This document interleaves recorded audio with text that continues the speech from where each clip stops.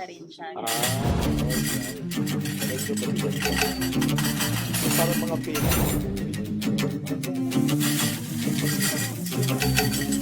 1.5. Ay, wow, tagal. Oo. Yung pahinga mo. Hindi, okay yun. Kaya huwag niyo akong bibigyan. Yung schedule mo ay nakabuo naman or biglaan? Minsan bigla, pero ngayon po, alam mo, hanggang August na end of August, wala na akong mag... Ano lang? Wala na ngayon, kaya Wala na nga. Tatlo meron ba? wala.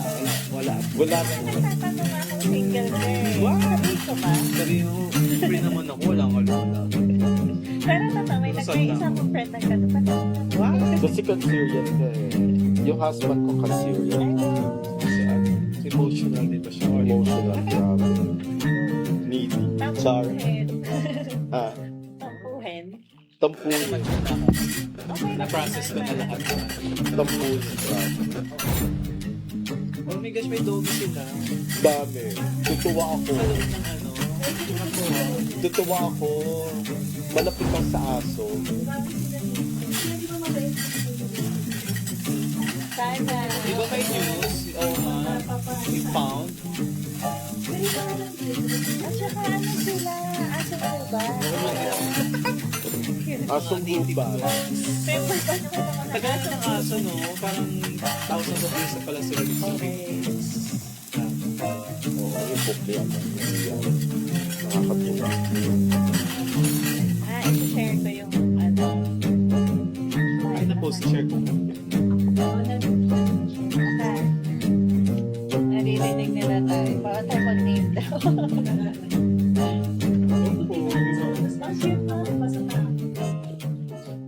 Hindi ako makakonect sa wifi. Ay, umuulan.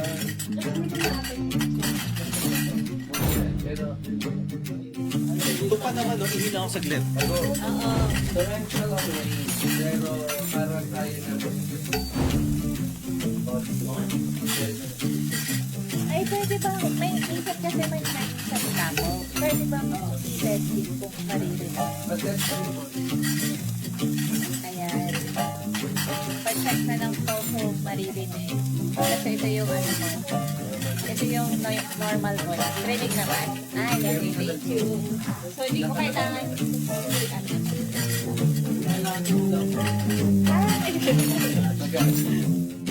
ang galing yung habang sa inyo to? dito na yan ba yung sabihin? Nebutche. inappropriate sa akin. Donate ko na lang yung budget ko sa inyo. Tayo na rin, sir. Nandiyan na eh, hindi na nga lumabas. Ayaw nyo mag-connect sa wifi. Okay lang. Na.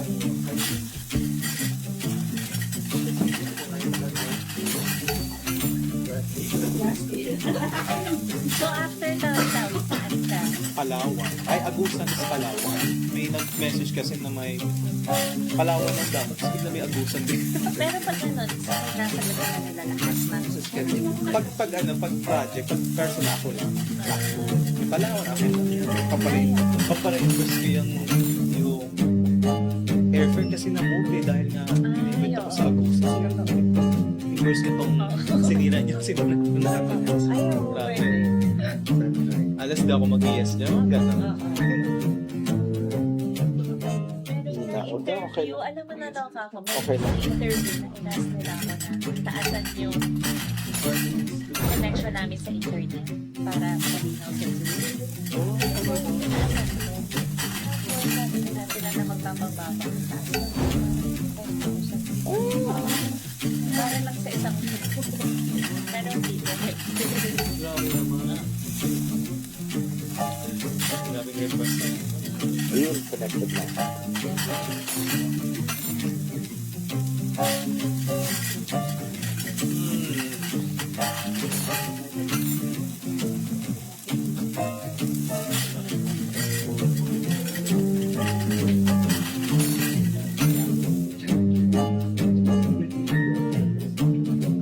Nag-evolve na siya. Nag-evolve na siya. 2014. Evolve na rin. Evolve na. Kung magaling umuulan, maganda yun para habang umuulan na rin ako sila. Ay, ano yung link sa Facebook? Sure.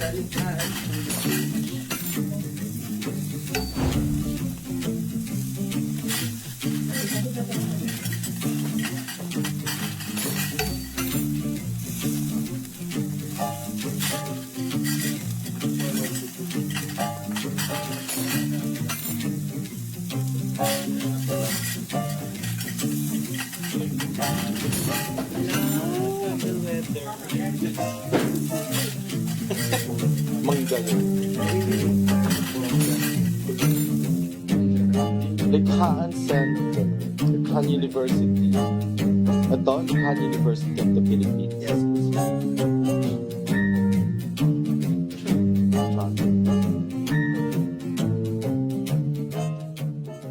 Ayan.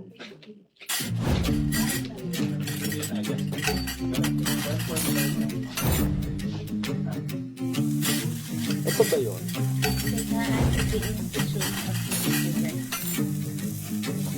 Ito yung isi-share. Opo. Ito yung isi-share.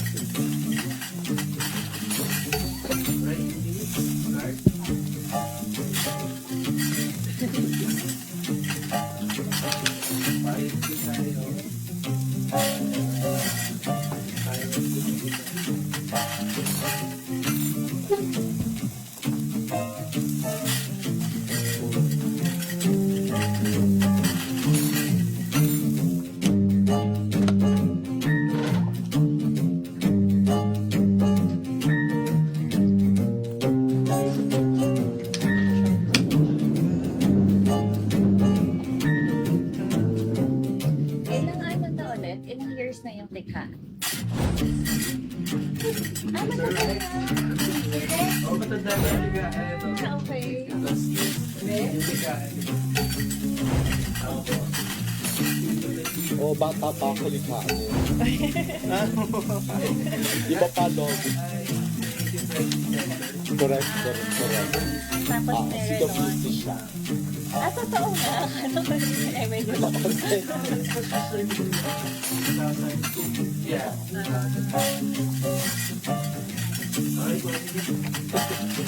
Doon pa na-meet si Joey Bakira. 2,000. Good luck na. Harap ako sa camera. Okay. Sa mga kapal.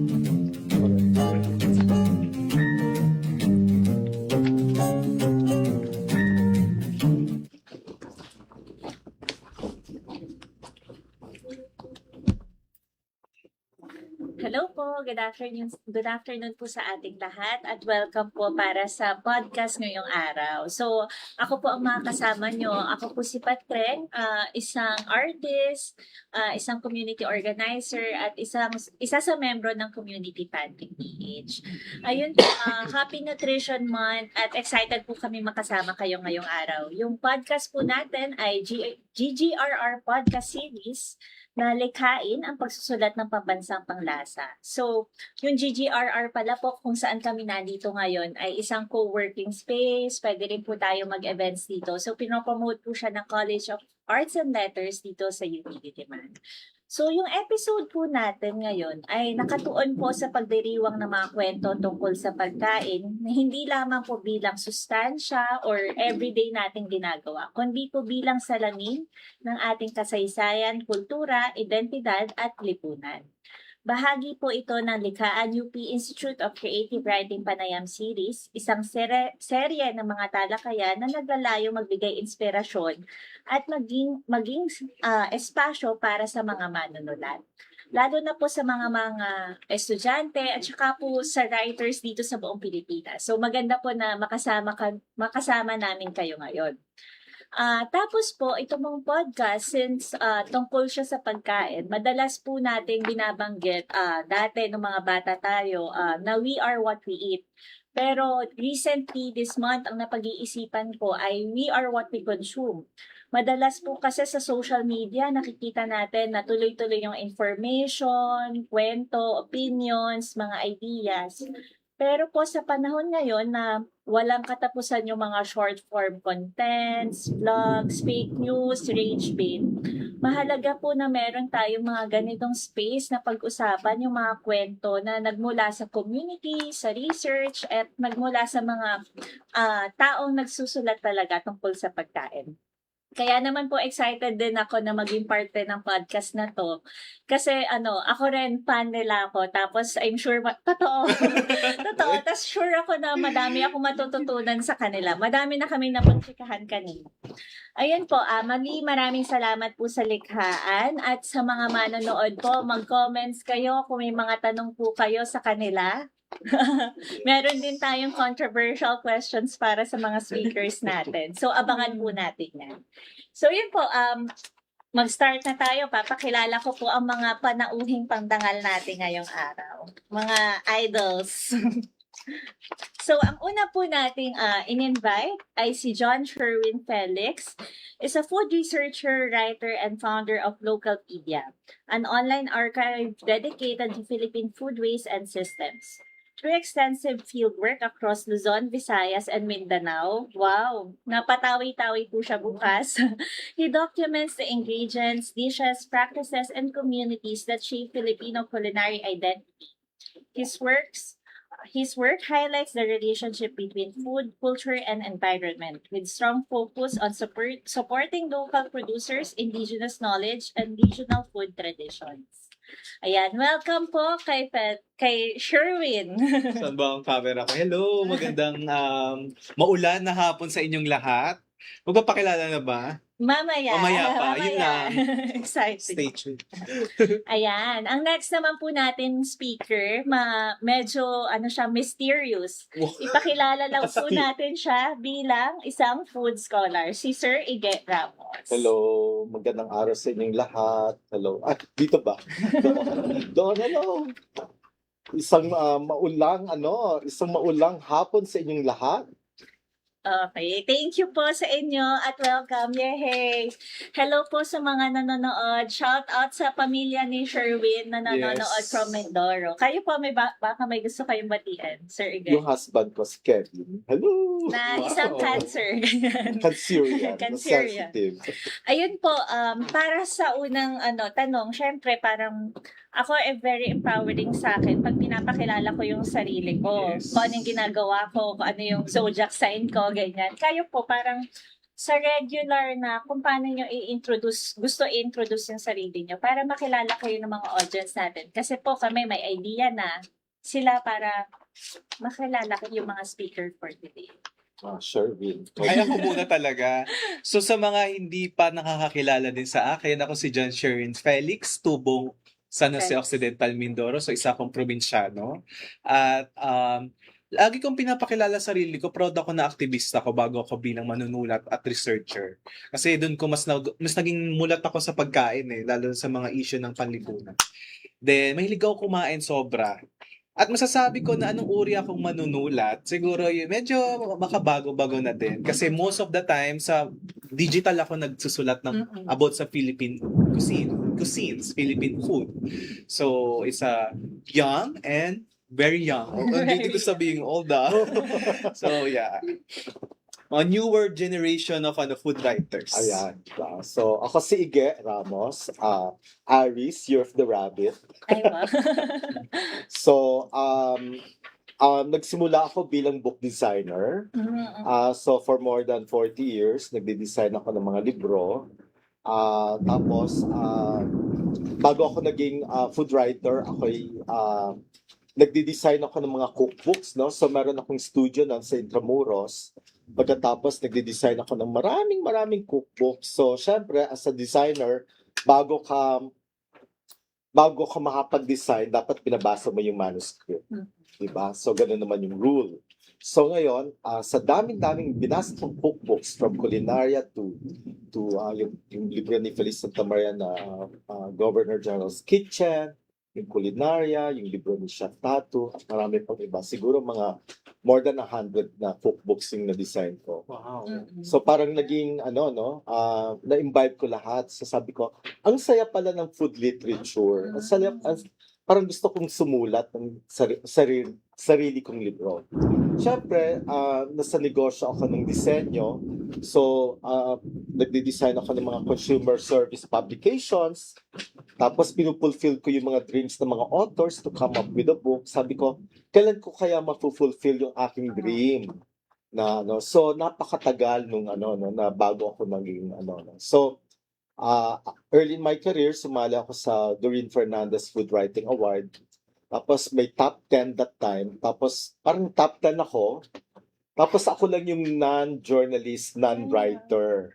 Tapos lahat kami, ng top 10 na yon, nagkaroon nagbukas ng pintuan talaga nagkaroon ng career sa food writing, no? So this was before Instagram, before social media. So yon, parang nabuksan talaga yung pintuan para sa akin to become a food writer. Ang ganda Wow. Ang ganda. Nahiya naman po ako. Kasi Hindi, pero mas maganda. Siyempre, Yes. matanda na ako. Nakakatawa yung journey na Yes. nagde-design and then, gusto ko rin to subukan. Yung follow-up question ko, may impact ba yung childhood environment nyo sa pagkain, sa pagsusulat, or maski nung tumatanda na, may impact ba yung environment? For example, yung sa akin, sa community pantry, nung medyo, pinupuri ng mga tao yung idea ng community pantry. Pag uwi ko sa bahay, sabi nung ate ko na matabil yung dila, sabi niya sa akin, hindi ako nagulat nag-pantry ka kasi pag wala tayong merienda, nagtatantrums ka, gano'n. Ah. Tapos sa fine arts, hello din sa mga taga-fine arts dyan.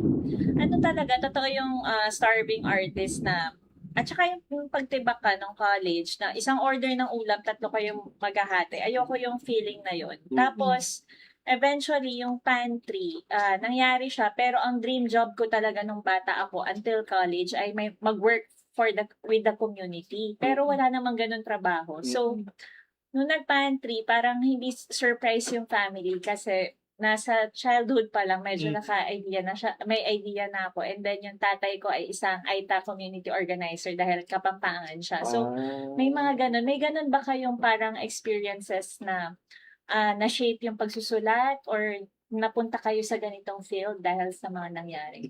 Sure. Well, kung sa childhood talaga, it reminds me of, unahan ko muna, may isang sinulat si Doreen Fernandez na a tribute to mothers or mother cuisine din, dalawa yun, na hindi natin makakwento ang Philippine cuisine without talking about mothers. Kasi yun ang, for many households, ang introduction natin sa pagkain Pilipino ay ating mga nanay. May mga lalaki din naman, di ba? Pero for many, like me, mama ko talaga yung nag-introduce sa akin ng Philippine cuisine. Actually. Sobrang ano niya, meticulosa niya, maldita nga siya sa pagkain. Ay, pag ayaw niya ng shortcuts, ayaw niya ng ano ba, kunwari, pag ayaw niya gumamit ng sampalok mix, dapat sampalok talaga. Nung nakita niya ako gumamit ng pandan na flavoring, hindi, dapat bandan na dahon kasi nga ganun siya ka-meticulosa.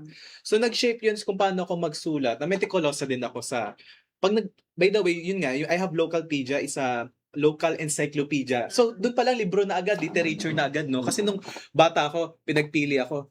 Anong gusto mo? Regalo ha? Anong gusto mo? Set ng encyclopedia o computer? Uso kasing computer mo bulky. So, ang pinili ko, computer. Hindi, joke lang. Hindi, isang buong encyclopedia. Tapos doon ako namulat na, ay isa din, part din ng pala ng paghubog sa akin, doon ako nag-enjoy na ang rich ng information. Kaya parang ganun din yung nangyari sa Localpedia. Very nerdy, very, pero still, palatable pa rin, consumable pa rin ng maraming nagbabasa. So ganun nahubog yung kabataan ko, puro kartehan ng aking mama sa pagkain. Na mahal niya kasi food is not meant to feed you, di ba? But it also nurtures you, and of course, a way of showing love. Oh, So, correct. ayun. Love language Love naman. love language. Correct. Mhm. Mga generation na nag-encyclopedia. Yes. Ayan. Ayun po, thank you. Hello sa nanay ni Sherwin. Thank you kasi wala po si Sherwin dito kung hindi kayo Oo nagluto nga. ng pagiging meticulosa. Ayan, di ba? Kayo po, Sir Ige. Ako naman, syempre, nasabi na ni Sherwin yung kahalaga ng mga nanay, no? Mahalaga din yung pag-shape ng, kasi public school teacher yung nanay ko. So, mahalaga yung paghubog sa akin, no? ng nanay ko, no? Sa pagbabasa, sa pagsusulat. Pero, ang gusto kong ikwento sana, yung, nung bata ako, yung impact sa akin na doon sa core memory ko, kasi very sensitive ako. Tapos, sensorial, tactile, sensorial, gusto ko nararamdaman. So naalala ko nung bata ako, tuwing hapon, siguro mga ko noon, grade school, mga 6-7 years old, no. Pag namamalansya yung yaya namin, hapon to, papaliguan na ako, tapos matutulog ako dun sa banig. Pagkatapos, babantayan niya ako habang namamalansya siya. So, tapos yung plancha namin noon, di uling. Ngayon, naamoy ko, yung core memory ko, naamoy ko yung uling, naamoy ko yung patungan ng plancha, which is dahon ng saging, na maamoy mo talaga yung yung experiential para sa akin ng pagkain. So, hindi siya pagkain, pero naamoy mo siya. Tapos, the next few hours, paggising na ako, meron ng merienda, merong maruya, merong halimbawa, banana Q or pritong kamote na nakabalot sa saging, sa dahon ng saging. So ito yung natatandaan kong sensorial feeling, sensation na every time na nalulungkot ako or every time na yung parang yung parang nadidepress ako. Tumatakbo ako dun sa memory na yon na pinipikit ko yung mga mata ko, tapos nag-meditate ako, iniisip ko yung amoy ng nasusunog na dahon sa akin. So yun, no? So, ito yung nag-shape sa akin talaga. Natuwa ako dun sa conversation ng getting to know each other kasi ang na-realize ko sa atin tatlo, parang maganda yung presence ng women sa family natin, Yes. nanay, lola, tapos nandito tayo sa ganitong field ng pagkain kasi na-appreciate natin yung kung paano nila hinandle yung pagkain with care. So tayo, andito ngayon. Yes. Okay, alam ko na lahat tayo sensitive. We all love mothers. Oo nga, tama. Ayun naman, sa pagsusulat, usually kasi pagka sinasabing writing tungkol sa pagkain, ang nasa isip ng mga tao, recipe books, cook food, ganon. Okay. Cookbooks, ganyan. Pagka ba kayo nagsusulat, ano yung parang pinaka-important na aspect na nasa sinusulat nyo kung tungkol ba siya sa memory, sa lasa ba siya, tungkol ba siya sa history, sa politics ng food. Parang sa inyo, ano yung pinaka-important aspect na pag nagsusulat kayo? Sige, ako muna. Alam mo, before me, sobrang dami ng food writers, di ba? Parang, paano pa nakapasok ang isang taga San Jose, Mindoro na isang probinsyano at naging kilala sa larangan ng pagkain. Hindi pa naman ako galing sa hindi talaga siya more on like nakakagulat nga kasi hindi naman talaga ako writer naman ako pero hindi ang background ko ay journalism na more on investigative, di ba? So, na-apply ko yon sa pagsusulat kung para rin akong news reporter. So, ano ba yung kailangan malaman ng tao, ng mga Pilipino ngayon pagdating sa pagkain? Ang dami nang nasulat about food but marami pang hindi nasusulat din. So, sobrang importante sa akin malaman nila yung pinaka-little details of food hanggang sa ingredients. Actually, pinaka-forte ko talaga is Philippine ingredients. Kasi sa ingredients pa lang, ang dami ng lore, ang dami ng information na hindi pa nasusulat at kailangan mong parang i-report mo to sa public. So mula, alam mo yun, yung parang nag-start yung local pages sa San Jose Occidental Mindoro, interview ako ng mga locals, yung mama ko, mula itong halaman na to, kalumpit for example.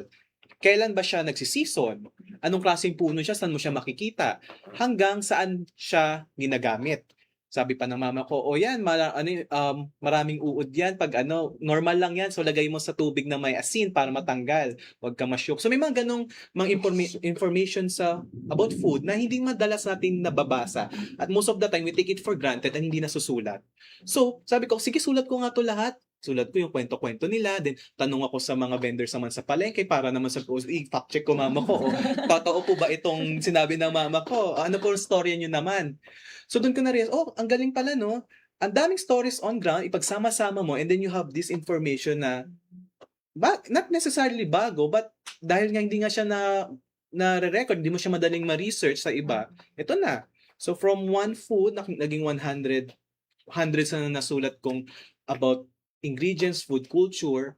So, very important for me again, also, are the stories of local. Putting the locals at the center of your story. Kung ano yung experiences nila, ano yung storya nila. Hindi yung pwedeng knowledge ko lang. More on knowledge nila ang sinusulat ko. So, and very important to me na ma-dokumento siya sa tatlong espasyo. Yun ang proseso ng local media pagsulat. Na dapat makita ko siya sa habitat niya. So, makita ko siya sa public market, ibang espasyo din yan. And then makita ko siya sa kusina. So talagang very thorough yung pagsusulat talaga. Alam mo yung sabi ko nga bago pa masulat ng isang sentence na yan, sobrang habang proseso at immersion. Kasi food is lived experience. So mamaya marami ko pang i-explain pero yun na ako for me, even it's digital, most of my work are digital online, di ba?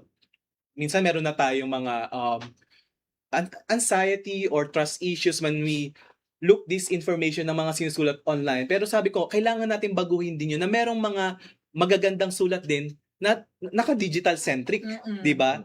Meron ngayon si Sir Ike, very traditional siya na writer. At ito ako, kagaya ko na very modern na din na we still have these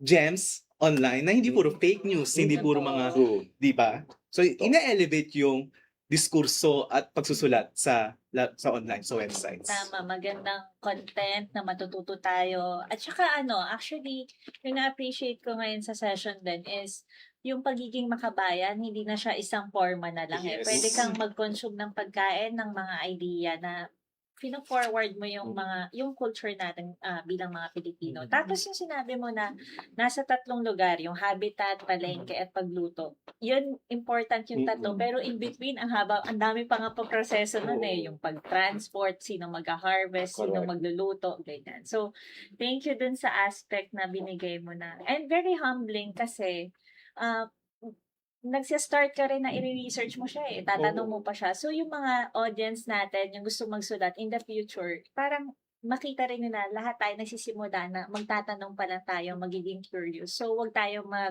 mahiya makipag-usap sa mga lokal, huwag tayo matakot na wala pa tayong alam sa topic kasi mas maganda yon, mas malaki yung opportunities na matututo tayo. Dagdag ko lang, very challenge ka ngayon lalo na sa mga food writers ngayon na medyo detached kasi sila sa... Marami kasing stories about food are rooted from the land. Mm-mm. So, kailangan mong punta doon sa land na mismong sineselebrate, kinoconsume yung pagkain. Kasi, sabi mo earlier, a lot of ngayong writings na nagsisimula agad sa dish, nandito na agad. About Correct. recipes na agad. Oo. Pero sa ano yung And kanyang, product ka. di ba, biological information, ano yung Correct. kanyang connection sa kalikasan, sa tao, sa society, di ba? So, maraming starting points actually at kailangan mo yung mapuntahan talaga. Puntahan. Tama. Kayo po, Sir, Ah, again, ano po yung nagsimula- mga aspects? Okay, nagsimula ako as very traditional.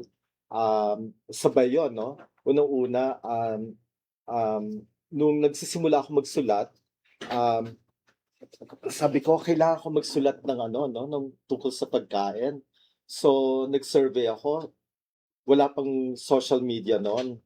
So, sabi ko, gusto ko magsulat sa tabloid. So, Kinakabahan sa tabloid. tabloid talaga, no? So, parang, kasi nung una, that time, nagpapatakbo na ako ng studio, pero wala akong opportunity to write, no? So, sabi ko, ano kaya yung So, ngayon, nagsusulat na ako for that time, Metro Society, Cocoon Magazine, tapos naging editor-in-chief ako ng isang consumer service publication, yung Rustan Sans Rival, Mm-mm. na food culture, yung Pero sabi ko, dapat may balanse. So, nagsulat ako sa Bandera, no? So, nagkaroon ako ng food column, ang title, Bandehado. Para rhyming dun sa no? So, this was before social media. Mm-mm. This was before nagkaroon ng online, no? So, doon ako nagsimulang umikot sa iba't ibang parte ng Pilipinas. Napakahirap pa noon. Sa mga piyesta, pumupunta ako sa mga palengke, this was mga kakapanalo ko lang ng Doreen Fernandez Food Writing Award that time. Tapos sabi ko dun sa publisher ko, gusto ko magkalibro. Tapos sabi, anong libro? Wala ka pang brand equity. So, kailangan mong magbuo ng So, sabi ko, kinausap ko si Arlene Burgos, yung aking editor nun sa Bandera. Sabi ko, Arlene, pasulatin mo naman ako. Wala kaming budget. 250 pesos, kaya mo. So, sabi ko, okay lang sa akin, basta gusto ko weekly may production ako. So, 500 words. Every week, nagsasubmit ako, every Friday, walang fail, para makapagsulat ako. Tapos, yung managing editor ko noon, napaka-supportive niya kasi Filipino major siya from USD. Ang pangalan ko anyway, we'll come back to me. This was like more than 20 years ago. So, sulat akong gano'n. Tapos, submit lang ako ng submit every week.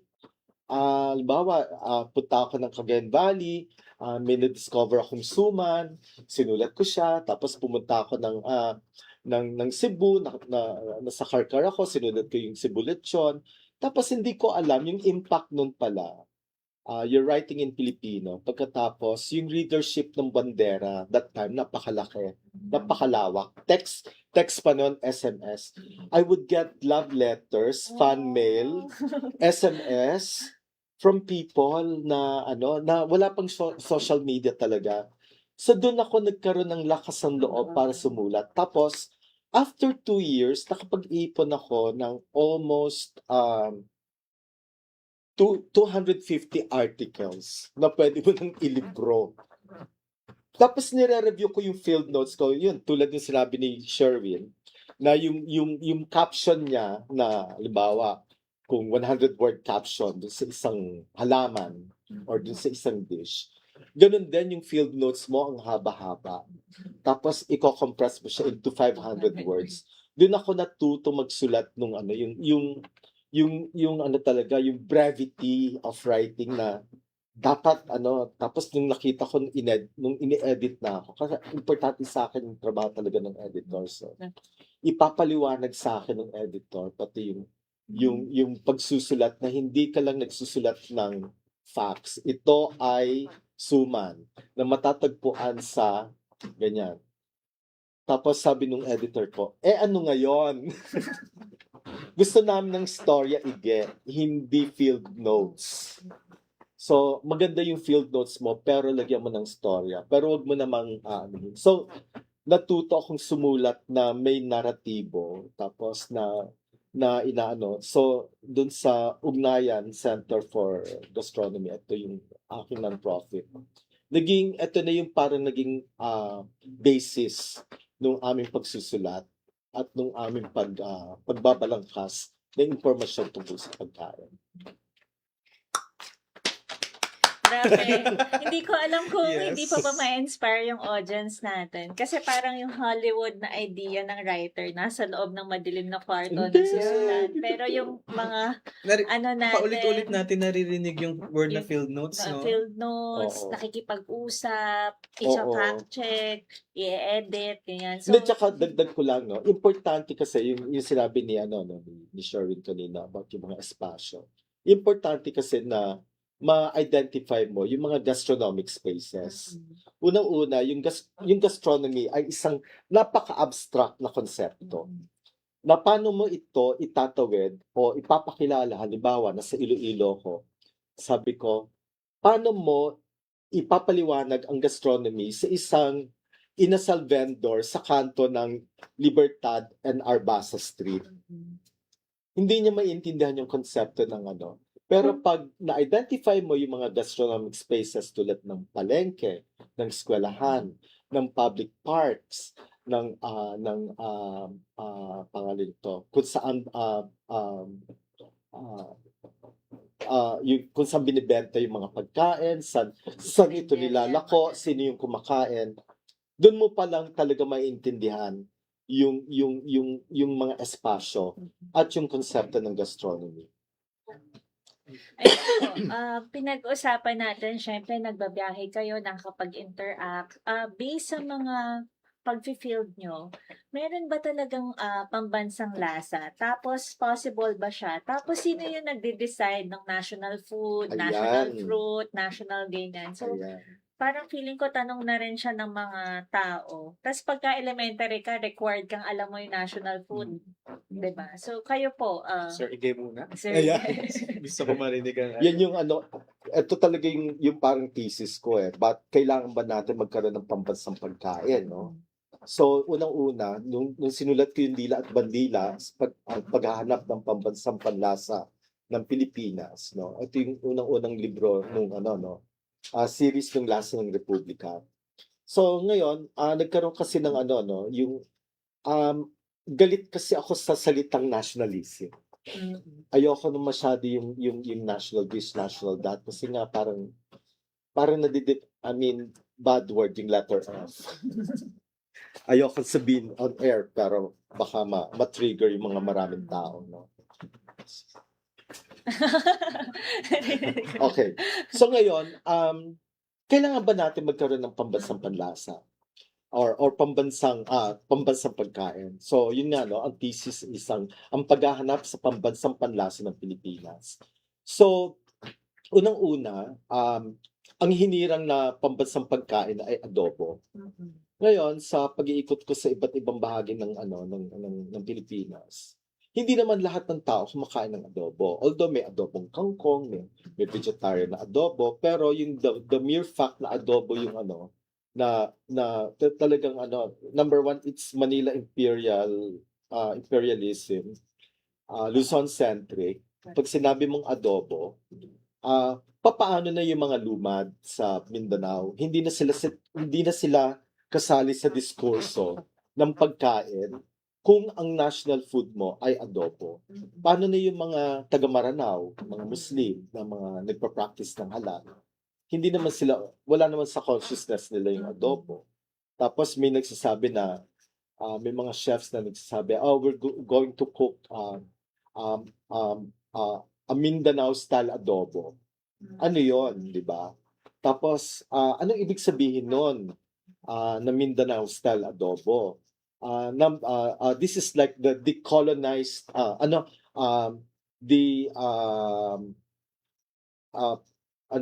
yung word na hindi yung isang parang this is the pre-colonial dish. So sabi ko, hindi mo pwedeng tawagin yung Mindanao food na pre-colonial kasi they were never colonized in the first place. Tapos when the Americans came and they colonized them, their culture wasn't erased like the cultures in Luzon na maraming erasures na naganap, no. So ngayon, yun, wag na lang natin pag-usapan yung ano, paghahanap ng homogenization ng kultura at homogenization ng pagkain dahil yung halimbawa, yung tourism department naghahanap sila ng paraan or ng DTI naghahanap sila ng paraan kung paano mo i-promote yung Filipino food. So don't promote Filipino food. Promote Correct. regional food kasi nga pag sinabi mong Filipino food, dapat lahat yan all-encompassing. Tapos, hindi naman pwedeng isang restaurant na lahat ng pagkain ng Luzon, Visayas, Mindanao pagsasama-sama. Although mahilig tayo sa konsepto ng halo-halo, pwede naman nating itawid doon sa ganung lagusan. Pero siguro magkaroon pa tayo ng talagang masusing pag-aaral at masusing pag-iisip kung paano natin itatawid or ipopromote yung pagkain Pilipino. Dahil unang-una, hindi natin pwedeng gamitin ang Thai model or ang Japanese model to promote our food because unang-una, hindi homogeneous yung culture natin. So napakahirap. Hanggang ngayon, humahanap pa rin ako ng kasagutan. Thank you, Sherwin. Alam mo, kapag dati lagi akong Philippine cuisines, pero I started writing it as in a plural form. Philippine cuisines with a S. Siguro naman sabi ko, isa na ako sa pinaka-naglibot sa Pilipinas para sa pagkain. Doon ko na-realize na tama talaga si Sir Gan. Tama rin yung ibang na wala talagang pambansang pagkain. 100% yung magpatayan tayo. I mean, seryoso. For example, una sa lahat, di ba sabi adobo yung isa sa mga national dish. Meron ako nakitang poster naman one time, lechon ang nakasulat, ang nakalagay. Hala, paano kung nasa Tawi-Tawi, mga nasa Bangsamoro, di sila makarelate, di naman kami kumakain ng baboy dito Hindi na sila kasali sa diskurso. Di na sila kasali sa diskurso. May marginalize ka na. At gusto kong ulitin na hindi nga tayo monolith na kultura, hindi tayo monolith na bansa. 'Di ba? Meron tayong mahigit 100 ethno-linguistic groups, 'di ba? Iba rin, punta ka sa isang probinsya, iba ang pagkain sa lowland, sa upland, iba ang pagkain sa coastal areas. So, isang area pa lang, iba ng pagkain. Tapos, iba-iba pa yung language. For example, kaya minsan nagkakagulo nga, kunwari, say, lemongrass na lang, or tanglad, baraniw yan sa ibang bayan ng Ilocano. Tapos, punta ka sa Batak, for example, ang baranoy nila, lemon basil. So, ganun ka-diverse ang Filipino food. Or, for example, ang tinuktok dito sa Goa, Camarines Sur, yung kanilang fermented na crabs or minsan shrimp, tapos ipapound nila, tapos babalutan nila sa dahon ng tanag, tinuktok sa kanila. Lagpas ka lang ng konti, because in Bicol region, iba na ang tinuktok. Diba? So, even in Kaya writing, pag nakita yung post niya na, ito yung puso. correct. nakikita nyo, Hindi yan puso. may sinulat ako dati, puso. Sinulat ko, puso of Capiz. Capiz. May word talaga na Capiz ha. Tapos nagalit yung mga taga Cebu. Minura-mura ako, ganyan. Na hindi naman puso yan. Hindi yan fake puso actually, di ba? Invalidate na agad ang cuisine nung nakataga Capiz. So sila daw yung puso na original daw, bakit daw kinukuha? Doon natin nakikita yung importansya ng pagsulat on a very regional level, very nuanced, na maraming version ng pagkain. Di ba democratic ito? Walang iisang forma ang food. So yung puso na yun, by the way, yung puso in question na yun, ay isang matamis pala, minatamis. Parang suman. Diba? Parang suman, na may nipasap. So matamis siya, unlike ng puso ng Cebuano or mga ibang parte ng Bisaya na pang canvas of ng ulam. So doon ko na-realize na yung habang nagsusulat ako na napaka-intricate magsulat ng Philippine cuisines. Sobra, parang kailangan mo talaga i-highlight yung differences. Most of the time nga very bounded lang by that location yung sulat mo. It's not, you can't apply this for the rest of the provinces. That's only good for that. Minsan nga, town lang di ba? So, ang hirap. So, challenge yun. Pero, yun rin ang challenge ngayon na marami rin ako nakikita ng mga writers na walang ganong nuances. Na they will apply their POV as a Tagalog, tapos yung mga termino Tagalog. Tapos So, generalize. So, ako, sila doon. So, ako, for example, pag nagsulat ako, kunwari, let's say, punta tayong Pangasinan. magsusulat ako ng ng deremen. So isa artisanal na parang heirloom rice na pre-process na. Yung bayan na yung barangay na yun, ang dinocument ko, Pangasinense, hindi Ilocano. Kasi Ilocos Region, may mga Ilocano towns din and barangay. Isusulat ko siya in yung mga terminologies in Pangasinan. Because I think, as a writer, responsibility ko din i-highlight not just the food, but also the language. The Because proper nomenclature. Yeah. Because language carries culture, di ba? So pag inano mo na yan, parang dinisregard mo lang yung mga small details yan, big details yan, dinisregard mo yung mga details na yon, you're doing a disservice sa food culture natin na napaka-diverse. Tama. Thank you. So, feeling ko siya, eye-opening na message at information sa inyo. Kasi yung idea ng nationalism, instead na ipagbuklod niya yung bansa niya, baka tignan natin kung sino ba yung nagbe-benefit nun, kung sino lang yung nakikater niya, mga Tagalog lang ba, Tagaluzon lang ba. So, maganda na instead na meron tayong national na isa lang yung sineselebrate, what if i-celebrate natin bawat culture dito sa Pilipinas? Kailangan merong kasing representation Feeling ko yun yung kulang pa sa food, yung representation and knowledge. Tapos gusto ko rin yung sinabi niyo na madaming away tungkol sa pagkain. Ibig sabihin, tayo mismo mga Pilipino, madami pa tayong hindi alam mismo sa culture ng iba, sa pagkain ng iba. So, maging conscious din po tayo sa mga audience na alamin yung kultura ng iba bago tayo makipag-away. Ganyan. So, yun. Thank you sa mga binigyan yung mga na answer. Tapos po, ang question naman, bilang nagsusulat po kayo sa pagkain, paano nyo binabalance yung nostalgia, yung parang OG na recipes, OG na mga pagkain versus sa reality ng present? Madalas ba nagkakaroon ng conflict? Sir, ikaw muna. Kasi nung una, kung makikita mo ito dun sa mga palihan sa pagsusulat sa pagkain, tulad nung yung kay Doreen Fernandez, Doreen Fernandez Food Writing Award. Pagbabasahin mo yung mga first years ng Doreen Fernandez, laging the adobo of my lola, the sinigang of my mother, like lahat nostalgia.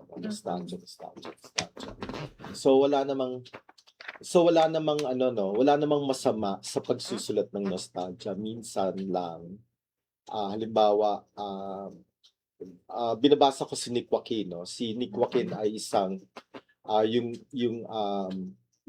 meron siyang yung book about yung parang cultural history ng Pilipinas na tsaka yung Manila. Nakita ko napakagaling magsulat ni Nick Joaquin about nostalgia.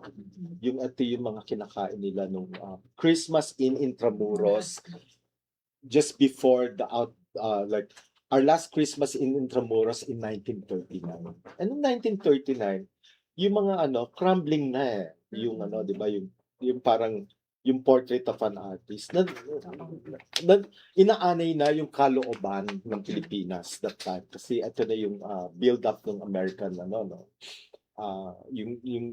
nawawala na yung mga values ng mga Spanish. So for me yung nostalgia, okay, just let's leave nostalgia here, hindi na ako nostalgic writer. Present tense. Yung mga tense na present. Yung mga nakaka-tense na present na yung sinusulat ko ngayon. Like for instance, paano natin babalansehin to? Paano natin titingnan ang yung mga pagsulat ngayon, Halimbawa, nakikita natin sa Facebook minsan out of context yung mga passages, tapos may bungi, halimbawa they're talking about yung pala hindi mo alam, advertorial pala, it's an ad for a food company, pero bungi-bungi yung yung reels. Tapos ginagamitan pa ng AI na mali-mali yung costume, mali-mali yung landscape, mali-mali yung So parang for me, yung parang why use nostalgia as a yung paggagamit ka ng nostalgia, panindigan mo kasi mahirap mag-nostalgia pag writing eh. Dapat alam mo yung ano, yung historical background, alam mo yung mga historical facts bago ka magsulat about nostalgia. So ngayon, ang solusyon ko diyan is tulad nga ni yung ginagawa ni Sherwin ngayon na nagre-research siya about botany ingredients. Mas umano ka pa like try to look at it on yung folklore, tapos yung kahalagahan ng natural history, no, na walang masyadong nagsusulat about natural history. Although ngayon then sila Celine, like you're talking about napakaganda ng mga ginagawa ng mga vloggers ngayon like sila Erwan. Pero talagang to be able to deliver, no, yung maitatawid mo yung idea ng Filipino food as a literary form, or yung food writing as a literary form. Dapat alam mo yung yung history niya. So Feliz Santa Maria is very good at that, no. She's distilling all this information. No? So meron siya mga bagong book ngayon, no, like yung Mangoes Plant Olives and yung makikita mo yung meron siyang 50 words na binalangkas dun sa isang bago niyang libro, na makikita mo na ito talaga yung guide for writers na pwede nating gamitin, no, na anti-nostalgia, but more of like Feliz has done so much for food history, no? Pero makikita mo kung paano niya tinawid, and this could be a very very good tool for food writers. Thank you po. Sorry ang haba, ang hirap kasi tahiin. Okay, ikaw. Actually, yun na rin naman sa Ay, sabi. yes, Yun na din. I Okay. agree. Tama. And yes. Mm-mm. Ang question ko naman, sa food writing, ano yung parang hindi nyo usually naririnig sa mainstream na food writing? Or Ayan. parang, ano yung may nawawala bang narratives, mga kwento sa kusina, Mm-mm. panlasa, culture, ganon, mga communities. Dami mo niyan. At saka kung kaya nyo i-define yung parang mainstream food writing. Oh my God. Ang daming bungi pagdating sa Ang daming food gaps. writing. Una sa lahat yung boses ng locals, 'di ba? Marami kasing don't wanna generalize, pero may mga, for example, may mga nababasa ako na may mga errors. Bakit kaya? Dahil siguro hindi nila nakausap yung locals, di sila nakapag-immerse. Kasi as a food writer, kailangan mo mag-immerse. Hindi pwedeng mawala yan. Wala kang masusulat. Or may masusulat ka lang napaka-nipis, napaka-surface level lang. Kapag hindi mo pinuntan doon sa lugar na yun. Di ba? Ang hinahanap ko most of the time, bakit hindi nila nabanggit tong isang very unique part ng culture nila? Kunwari, may mga dasal nila doon. They just go straight to the food itself, di ba? Describe nila yung food, ano siya yung food. But nasaan na yung puso, yung soul ng food, which is us, tayo. Tayo nagbibigay ng meaning sa pagkain, di ba? May mga pagkain na, for example, punta ko ng Morong Rizal, meron sila doon parang kordero, tapos ipaparada nila tuwing Holy Week, di ba? Or for example, punta ko ng Bohol, tapos nung nagsasabi, susulat ko po yung yung mga, meron silang very unique na tableya de Binsoy. So, ang ginagawa, minamolde siya gamit ng kutsilyo, so gaganon-ganonin nila. Di ba? So, sabi ko, sulat ko po, tinatanong ko yung sinong gumawa, tapos natutuwa sila kasi yung mismong tao, sinusulat mo din, dapat mapakita mo kung sino yung mukha nung pagkain yon, di ba? Mas nagkakaroon ng konteksto. Tapos, aside from that, of course, yung mga small details nga uulitin ko. Natandaan ko one time, sabi ko, ay, alam niyo po, ang unique po nung mga design nung tableya niyo. Merong tinatawag na sinapatos, tapos korte ng sapatos, meron tinatawag na solid kasi buo siya, whatever. Tapos may tinatawag na patong-patong. So 3 layer siya nakakita na kayo ng ganung tableya. Minsan, di ba, bilog lang or ibang shape. Tapos para siyang tower. Sabi ko, alam nyo, ba't walang sumusulat po nito? Kahit i-search mo, tapos parang isusulat ko po to kasi kailangan natin ng record nung kultura nyo. Tapos tumaas yung balahibo niya kasi sabi niya, for the longest time, parang hindi nga nila naiisip yung importansya. Kasi nga, normal naman sa kanila yon na, alam nga no, unique ng culture namin, na tapos kailangan ma-record to yung pangalan, even yung pangalan ng shapes ng mga tableya na yun. Even yung tableya de Binsoy, may nasa sumusulat mo masyado no na may ganong uri ng tableya. So maraming mga about sa food, especially in rural areas, the food culture of these people hindi masyado nalilitaw sa mainstream. Para sa akin, ang mainstream cuisine kasi, ano ba ang mainstream? Sino ba ang merong access sa communication channel? Sino ba ang nakakapagsulat, di ba? So, alam mo, may isa akong project before na pumunta kami sa mga dumagat na sila naman ang magsulat ng kanilang food culture. Tama. 'Di ba? So from their POV, even photography, hanggang photography ang pagsulat natin para magkaroon sila ng, yun nga, yung hindi lang tayo mga, let's be honest, mostly ngayon, Luzon, totoo naman talaga, Observers. na kung sino yung may mas marami access sa communication sa ano, sila yung mas dilitaw yung pagkain. So, yun ang masyadong nawawala sa food writing, yung mga pagkain sa labas. Di ba? Ako, Thank you. Thank you, Sherwin. ako naman nung 80s kasi, no, so I started working like after college no, in the 80s, 90s, no.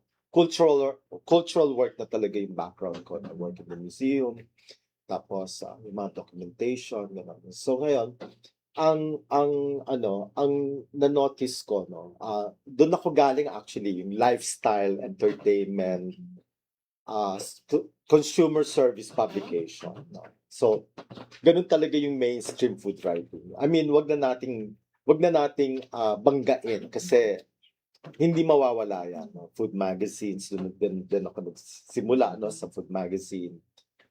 Sa food magazine ng ABS-CBN. Tapos yung Gustans nga, no? So, worked there for 5 years as editor-in-chief na tinawid talaga namin yung iba't ibang pagkain, iba't ibang klase ng pagkain, no? Food writing. No? So, ngayon, may mga bagay na talagang hindi nasusulat na parang lumalabas sa social media, na lumalabas na poverty porn. No?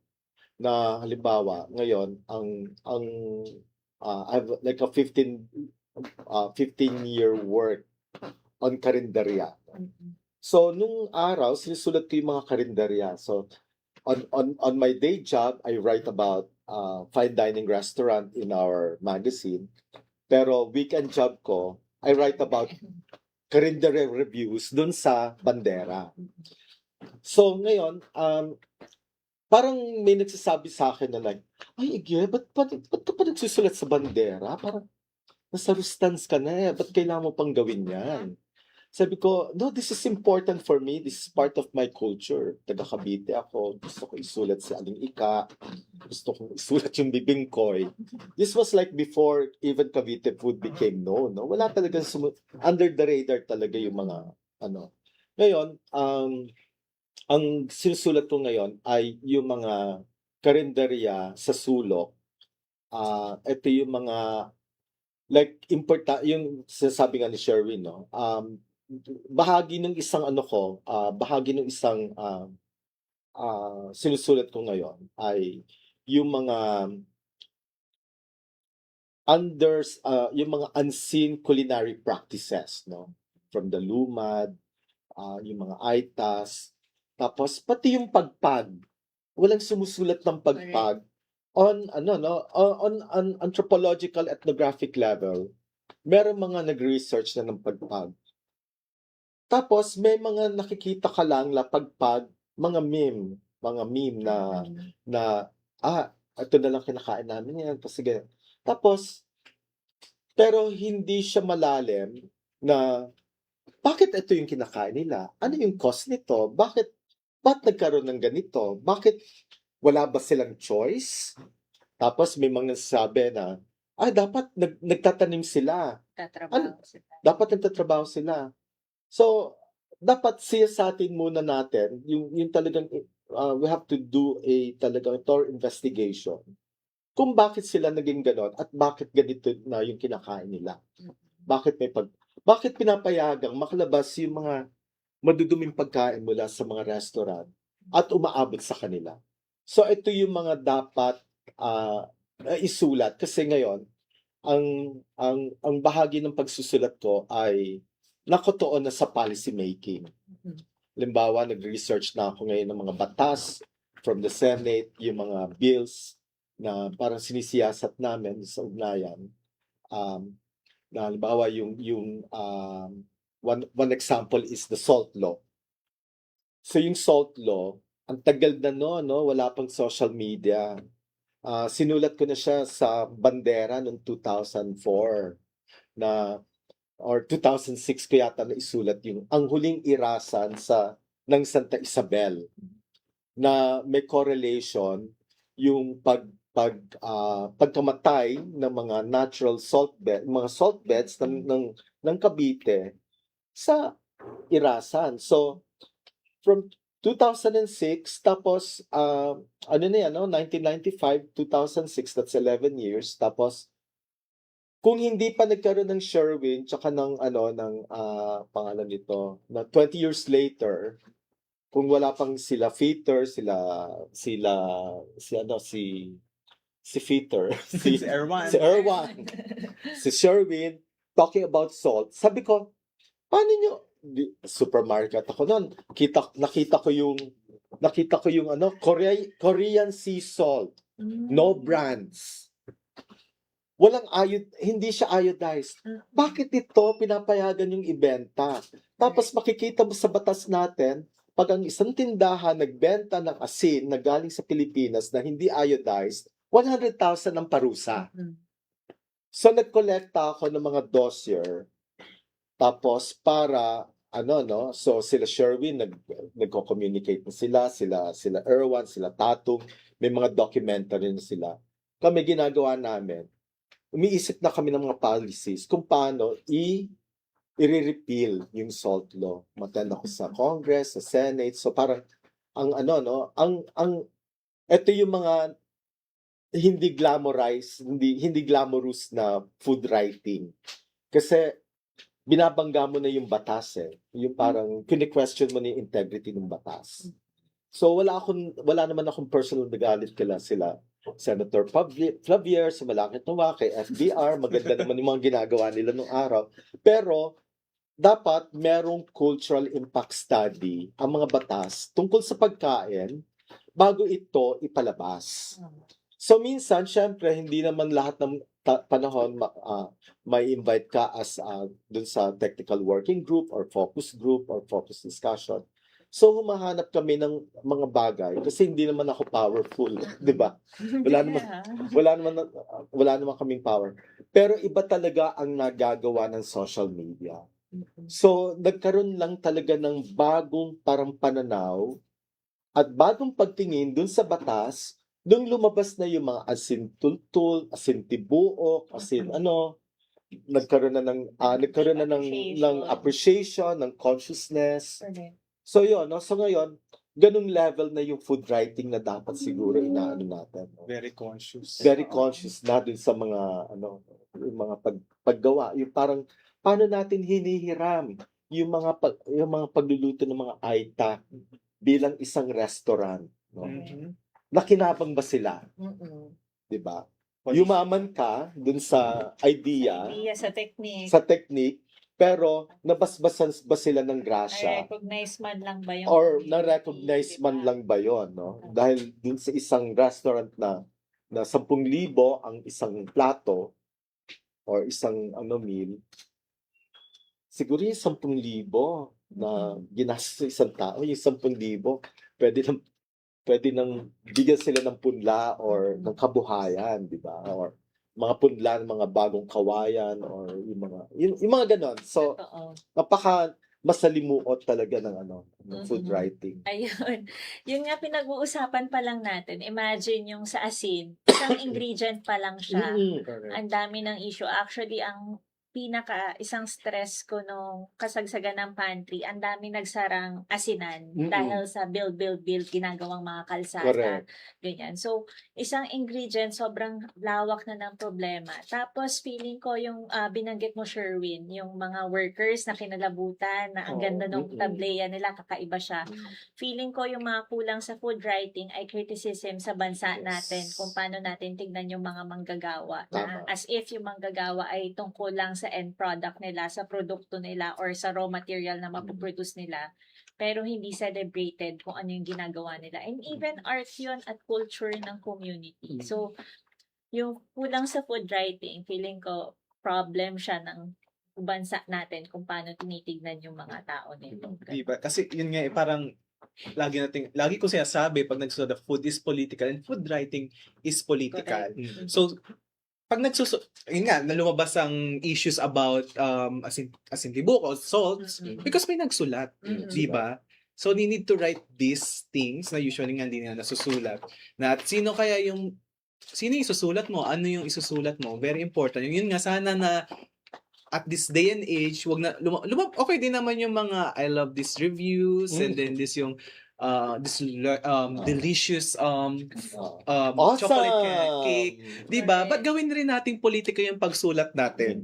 Yun, kaya para ayun nga kasi nga food and masalimuot ang food system ng Pilipinas, 'di ba? Sabihin mo ito. Maraming mga pamilya ang food insecure, 'di ba? Paano kung isang food writer nagsusulat ka ng minsan alam mo medyo medyo may konting guilty na nagsusulat ako minsan ng pagkain about food, minsan kasi may mga times na nagsusulat ako na parang for alam mo yun, enjoyment Gusto lang. mo, Diba? kasi natutunan mo. Yeah, but on the other tas biglang may nagugutom, 'di ba? Correct. So, anong klase kang food writer, 'di ba? Wag lang tayo puro ganun lang for the enjoyment or for the glamorous side of food, 'di ba? Oo, kasi bahagi na rin yun ng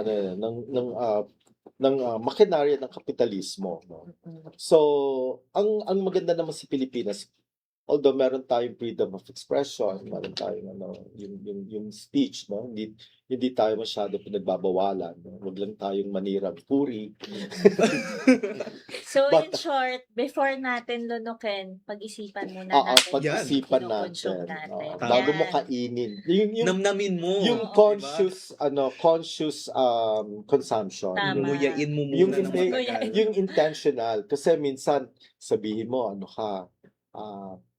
sabihin mo, slow food advocate ka, pero my God, ano ka naman, Mhm. alam mo yon yung parang, meron ka palang McDonald's franchise. Yes. Di ba?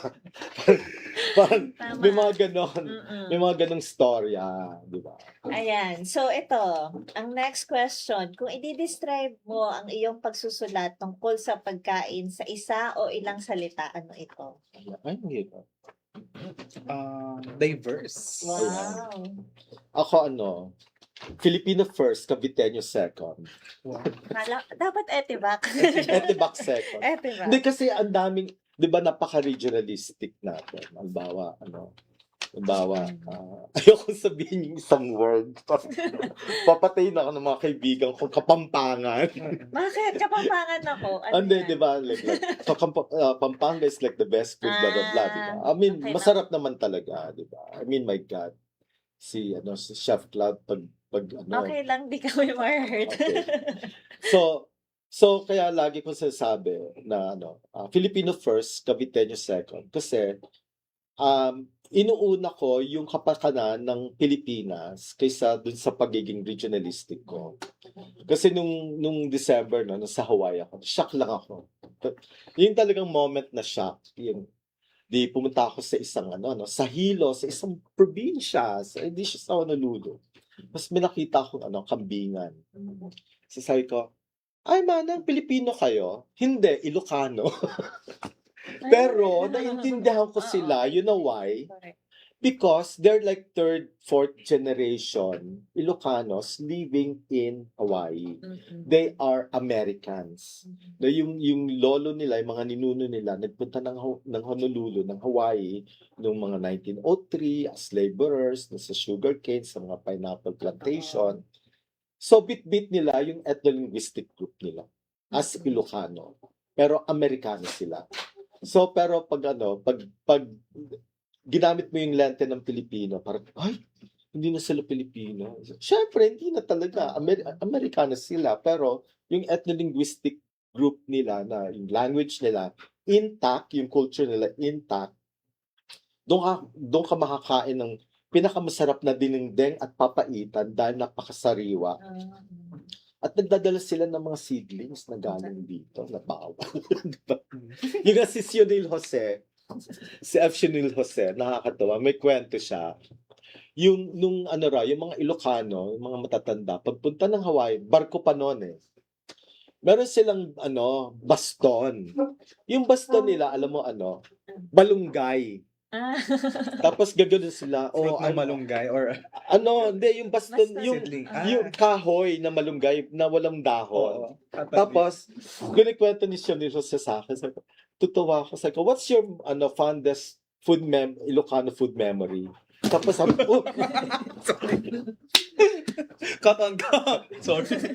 tapos sabi Okay gano'n. lang. Mabilis lang. Tapos, nag-ano siya, sabi niya, yung mga matatanda daw, may baong malunggay stock. Parang parang Jack and the Beanstalk stock na. Ewan ko yung kahoy. Tapos pagdating nila ng bahay nila, gagawin nila. Totoo. Magbubunga nga yung malunggay. So talagang ito yung unang-unang yung kailangan nilang dalhin from the motherland. Kasi nga sabi ko, wow, that's a fascinating story na narinig ko kay F. Chenil Jose. Sabi ko gano'n. Yung mga huntahan niya nun sa Solidaridad, ang dami mong pupulot talaga. Natutuwa ako dun sa mga ganong kwento. So, naiintindihan ko yung mga Ilocano sa Hawaii na we're Ilocano. So proud. Naku, ibang issue pa yung tungkol sa migrant workers. Iba pa yan. Ibang Nako, layers pa. Diyos ko. Pero daming nakarelate layers ako yan. dun sa malunggay kasi Mhm. nanghingirang ako malunggay kasi itutusok mo lang naman yan tapos Correct. tutubo naman siya. Tungkol naman sa pagsusulat din or sa experiences nyo, meron bang isang pagkain, ingredient, paraan ng pagluluto or kwento na nag-iwan ng malalim na aral or influence sa inyo? Kasi ako ang naalala ko na hindi ko na ever matatanggal sa akin. Yung pinaka-important na natutunan ko sa pantry ay lagi ko siyang nire-remind, walang masamang tinapay. Na parang may time na may nag-donate sa pantry ng mga chocolates, soft drinks. Ito yung time na nare-red tag na ako. So very conscious ako na maglapag ng sweets or soft drinks sa Chips pantry. Ahoy. Kasi worried ako na tatanggihan ko ba siya, baka nagpo-promote ako ng unhealthy na pagkain. And then nag-consult ako sa isang nutritionist. Tapos sabi niya, walang masamang pagkain kasi kung para sa mental health ng mga tao, ganyan. And then yung isa pang lesson na natutunan ko sa pantry ay hindi ka talaga magja-judge dapat ng mga tao. May mga times na para sa iba, nanlalamang, nagtitake advantage, pero ang lesson pala ay wala tayo sa same situation ng mga taong to. Tama. Kasi minsan online, merong isang family na ginajudge na, uunahin ko yung life. Hindi ko muna uunahin kung paano dapat kami iaahon sa buhay nitong person na to. Pero reflecting, ay wala ko sa posisyon ng family nila. Wala ko yung posisyon na mag-judge na kung ako yung nanay nito, kapatid nito, uunahin ko yung buhay, uunahin ko yung grieving. Pero hindi pala dapat. Parang hindi ka mag-judge ng kahit sinong pamilyang Pilipino kung wala kang sa parehas na upbringing, wala kang sa parehas na chances ng pagkain, ganun. So, yun yung natutunan ko sa pantry na never mag-judge at bawat community na pupuntahan ay buksan ang utak at Tama. puso na kahit minsan masakit sa ulo, Oo. buksan mo pa rin yung... So, minsan honestly, wala na ako minsan sa political leanings pag nakikipag-usap sa mga community kasi we don't have the same privileges and information. Tama.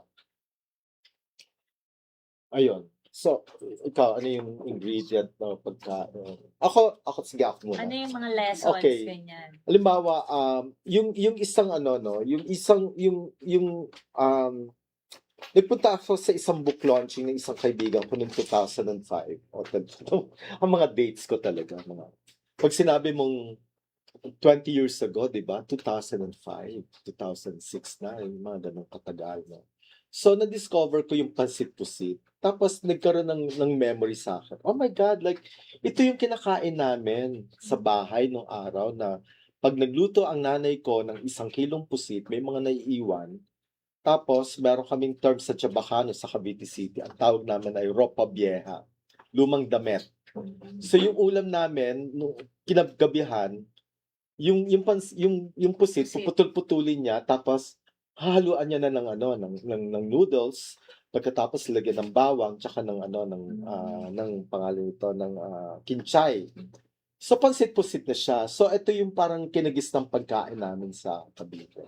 Tapos, nung nag-research na ako, nung each ingredient, each ano, yung halimbawa, from the noodles to the use of squid ink, yung technique of cooking, parang meron ba tong ano, yung bang paggamit ng squid ink sa ating pagkain ay imported from Spain?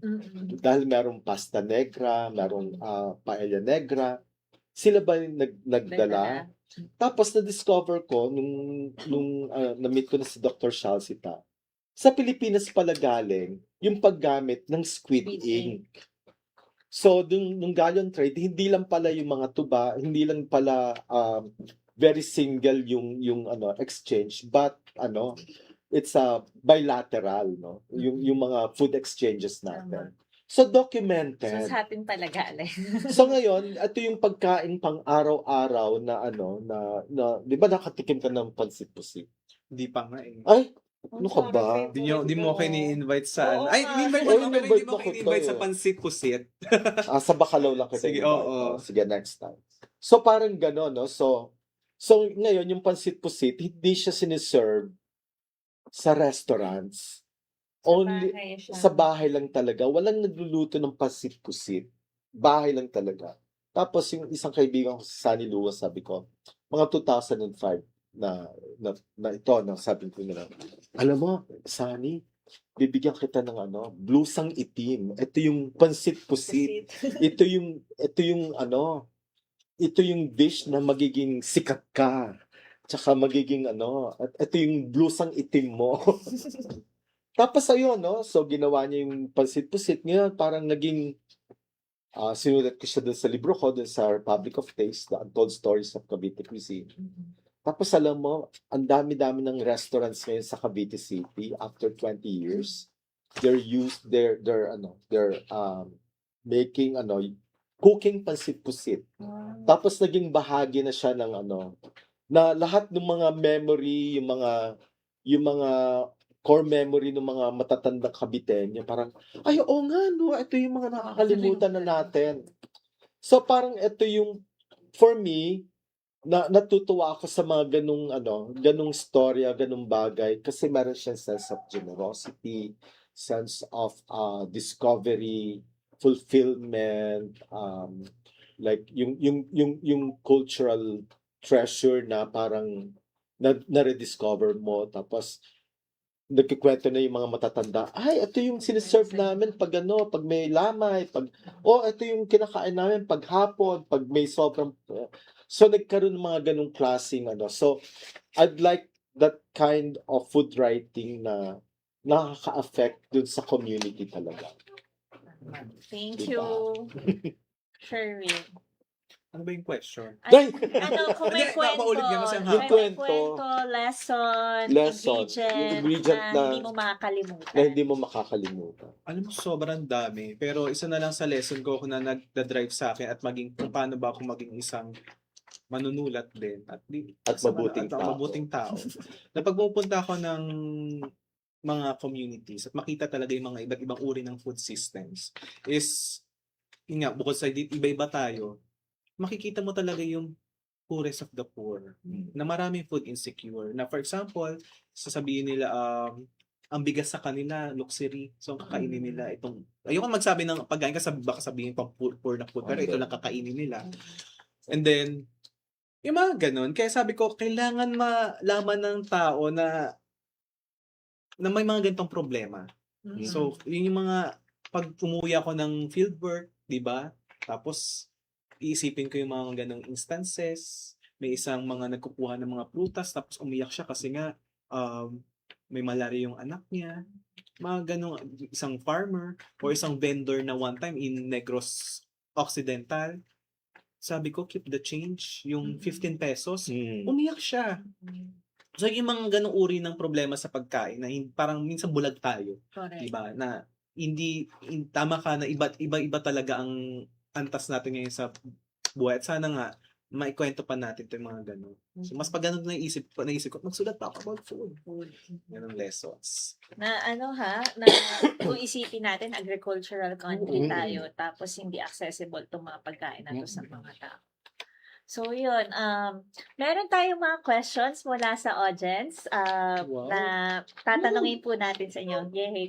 Gutom na ako sa podcast na to. Kasi na-imagine ko na yung pansit pusit. Sayang. Order Sa tayo. susunod po. Sa susunod. Eto, meron bang isang dish o ingredient na hindi mo malilimutan matapos matikman? Sige. Ang pangalan niya? Ang dami ko nang natikman, pero sige, magbigay ako ng kumakain ako ng endangered species, pero syempre Ay. ayoko makulong, joke lang. Pero pag minsan kasi sinuserve ka ng locals, hindi ka naman pwedeng makahindi, Correct. di ba? Oo. Uulitin ko, isa sa lesson din na naisip na na-realize ko lang ngayon, na iba't iba nga yung ating food system, hindi mo pwedeng i-judge agad na Oo. dahil ito kinakain nila. I've seen people eating sea turtles, I've seen people eating these endangered species, pero yun ang kanilang lived experience, di ba? Kung iba-iba rin yung konteksto nito. So you Totoo. cannot food shame, Oo. di ba? You cannot food shame in your writings, di ba? So maging malawak ang pag-iisip mo. Pero ito lang, since very trivial naman yung question, alam mo, isa sa pinaka tumatak talaga sa akin kinain ko lately is tinatawag na lumlom na Lom-lom. in coastal areas of Bulacan. Kasi Oo, na- yung... wow, grabe. I mean, very interesting siya. Very interesting siya kasi yung meron tong isda, bangus. Bangus. Tapos, ang konsepto lang nito pag balisahan na siya, lulutuin pa nila with gata, alagaw. Alagaw is yung dahon na native. Mm-mm. Tapos parang may medyo siyang herby na malalagay para bumango. So, either galing sa fish kill, di ba? Tapos, or pag merong hindi nabentang isda sa palengke, Palengke. bibili nila pang lumlum. Or, pwedeng deliberately nilang gagawin, babaon nila sa putik. Okay. Tapos siguro mga ilang days or hours, doon pa lang nila ilalabas. Tapos talagang balisa, pulang-pula na yung mata ng Wala. parang nanglilimasik na siya. Tapos, lulutuin yun nga, yung sinabi kong ingredients. Tapos, kakaiba rin naman yung lasa. May Lasa. pagka-funky. Pero, doon ko na-realize, wow, ang galing talaga ng Pinoy kahit yung mga patapon na, talagang maximalist talaga tayo. We really give, tawag dito, value to our food, 'di ba? Kaya nga 'di ba may nose to tail ng kusin tayo na ang food. Kaya nga even yung food fight parang ano sa atin yun, shocking yun 'di ba? Yung mga kakita natin sa West yung nagbabatuhan ng mga pagkain. Totoo. Na kasi Ayoko culture shock sa atin yun. Mm-mm. Iba kasi ang Pilipino talagang we really value the biyaya ng Diyos, 'di ba? Oo. Biyaya ng lupa. Biyaya ng lupa. So yun. Saan Kakaiba yun, saan mo ah. titikman yun? Gusto ko Sa na- Malolos. Pwede kang Gusto sa ko yan. Hagonoy, Okay. sa Malolos Sa din. Malolos. Kaya mga ano, coastal. ano yung pangalan ng restaurant ni yung pinuntahan natin sa Malolos? Pero magkasunod na araw lang tayo nag Ay, nakalimutan ko. Pwede Sa ba ano? isama niyo ako next Sige. time? Oo, sa Kaya Malolos. yung mga kakaiba na ano. Para siyang grab lax Ah, ng parang masarap. Oh, parang masarap siya. Parang masarap. Parang masarap. Kayo po, Kayo. anong food ingredient? Ako, Ah, Ang pinakaano kasi I grew up in Luzon, Cavite. Pero nung bata ako, lagi akong nagbabakasyon sa ate ko sa Davao. From sorry. From age 7 to mga 15. Ang discovery ko talaga na yung exotic sa akin ay yung durian. The first time like a young Tagalog boy from Cavite being confronted with durian. durian. Tapos sabi nung nanay, ay, baho niya, baho. Tapos nung nakita ko siya, yung first time na ma-encounter ko yung durian fruit, parang, wow, ang bango. Ang bango niya. Tapos, I started eating it. Tapos, na-in love ako dun sa lasa, tsaka dun sa, yung creamy, tapos yung malamig siya na especially pag nilagay mo sa freezer na binalatan mo na, tapos kakainin mo, tapos yung kapitbahay namin nun sa Davao, tinuruan ako para mawala daw yung amoy nung kamay, nung amoy ng durian sa kamay mo. Yung pinaka-shell ng durian, doon ka maglalagay ng tubig. Tapos doon ka magkakanaw ng kamay. Tapos mawawala yung amoy. So ito talaga yung ito again, core memory ng childhood, di ba? From age 7, confronted with such a exotic fruit. So, doon ako na in love talaga sa like marang, di ba yung marang amoy May gasolina? konting gassy notes. Parang Malakas ano, eh. para siyang diesel, para kang umaamoy ng tambucho. So, ganun yung yung sensation. Correct. Kasi, sabi ko, bakit hindi ganun? Napaka-strong ng mga scent, no? Like yung mabolo, for instance, yon. Ito yung mga fruit na kinalakihan ko, no? Like mabolo, chico, chesa, duhat, yun, lumboy, makopa. Ito yung mga pag tinanong mo yung mga bata ngayon, Hindi na nila hindi nila alam, nakakaawa. Naawa ako sa kanila. Parang gusto kong parang magturo ng parang gusto ko magtayo ng didactic garden na puno. Pagkatapos, mga bata, ito ang duhat. Makopa, ganyan. Balik kayo sa susunod na taon kasi season. Sana may gano'n, no? Totoo po. Sana meron tayong mga didactic gardens na mag-aaral tayo ng math, ng science, ng botany, ng biology, tapos sensorial yung experiences, di ba? Ikaw ba, Patre, meron kang very interesting food or ingredient lately na tumatak sa'yo? Actually, gutom na ako. Ayan, no? Oo nga, pero gusto ko lahat ng luto ng nanay ko. Hi, nanay. Pero- Buti pa kayo may from nanay mama mo pa. from what province? Marikina, Marikina. Laguna, ganyan. Pero naabutan ko yung mga makopa, atis, Oo, yung duhat atis. sa probinsya, ganyan. Sa Laguna May naman anonas yun. kayo? Wala po. Wala. Pero yun. Tapos yung durian, nakarelate ako. Mm. Gusto ko siya nung bata ako. Na-conscious lang ako nung pinapaulit-ulit ng adult na mabaho Oo. siya. Pero hindi ko siya na-identify na Oo. mabaho nung Kasi wala nagsabi sa akin na mabaho. Kinchay, yun. Favorite ko kinchay. Kinchay. Yung one soy, sakto lang ako. Pero kinchay, sobra. Ayan. Next question. Ano ang pinaka-popular misconception sa pagkain at food production sa Pilipinas? Ayan. Number one, parang ang lagi to, lalo na sa mga online, na one note lang yung Philippine cuisine, tapos ikakahon lang nila sa certain lasa na either Sour. a bit sour or maalat, di ba? Totoo. Ganun pala, sobrang rampant yan sa online. Or sobrang tamis. Kaya nga sabi ko nga yung purpose ng pagsulat din is mapakita mo rin yung diversity ng food na to battle, di ba? Labanan din natin yung mga dangerous texts na mga sinulat na yan. Labanan natin na maayos sa pagsulat. Na diverse ang Filipino food. Kasi for example, maasim, hindi naman lahat ng Hindi. region sa Pilipinas sobrang gusto ng maasim, di ba? Punta ka ng Visayas area or for example, mga sa summer, sakto lang yung asim nila, di ba? Pag sinabi mo namang maalat, di naman din lahat gusto nun, di ba? So, yun yung pinakamalaking number 2, hindi daw tayo magulay. Correct yan. Correct, alam mo yan. Correct yan. Sa dami mo ng gulay na Hindi nakita. tama yun. Oo. Di ba? Saka brown lahat. Brown lang, di ba? Ang kulay. Brown daw lahat. Hindi Oo. naman Diba? So, punta Minsan ka lang nga, ng atwet. Ilocos. Oo. Atsuete, Mhm. matswete, maluyang dilaw, di ba? Kayo po, misconception. Okay, sa ang pagkain. kailangan talagang i-educate natin, no. Meron akong kasambahay noon na taga Iloilo, tapos sabi ko one time, no, this was mga 20 years ago. Nagluluto siyang gano'n, galing silang bakasyon. Ang dami-dami nilang gulay. Sabi ko, oy, mana, sarap naman ang niluluto niyo. Ano yan? Ay, hindi to para sa'yo, pagkain pang mahirap Ay, lang totoo ito. yun. Oh my God! Sabi ko, pag niya sasabihin niya na pagkain pang mahirap, sabi ko, pag mahirap kayo, ang kinakain nyo, tira-tira, tsaka buhangin, tsaka putik, minsan, basura. Pero to, hindi ho to pagkain pang mahirap. Kasi, bahagi ito ng kultura nyo. So, titikman ko, sabi ko, akin na lang yan. Ayaw nyo. So, niluto nila.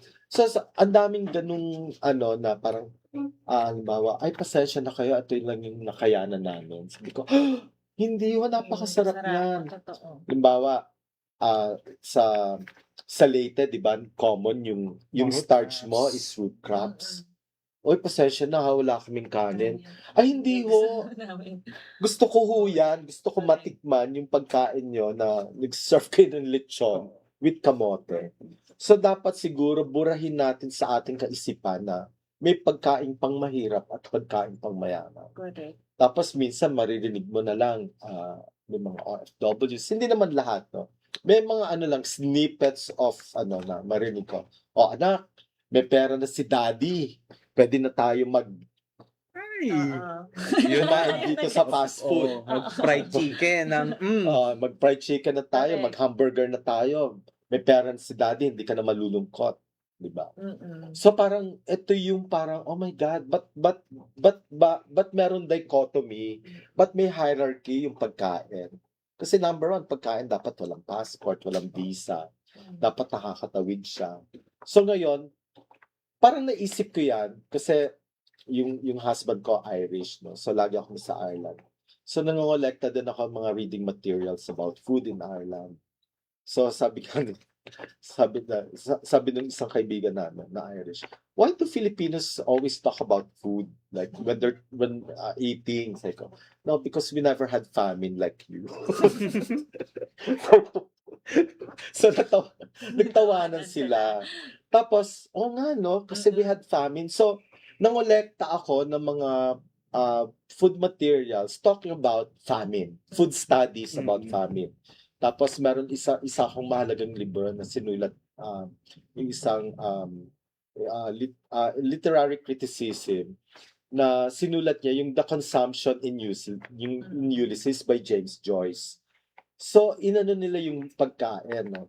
So sabi ko kaya pala nagkaroon ng famine sa Ireland kasi walang diversity yung pagkain. Correct. Mm-mm. Ano lang sila, beef, potatoes, and little veg. So potatoes. So sa Pilipinas, hindi ka magkaka-famine unless talagang dugyot at tuyot na yung ano mo, yung land, no? Mm. Sa Pilipinas kasi gumawa ka ng kangkong, talbos ng Mga kamote, talbos, correct.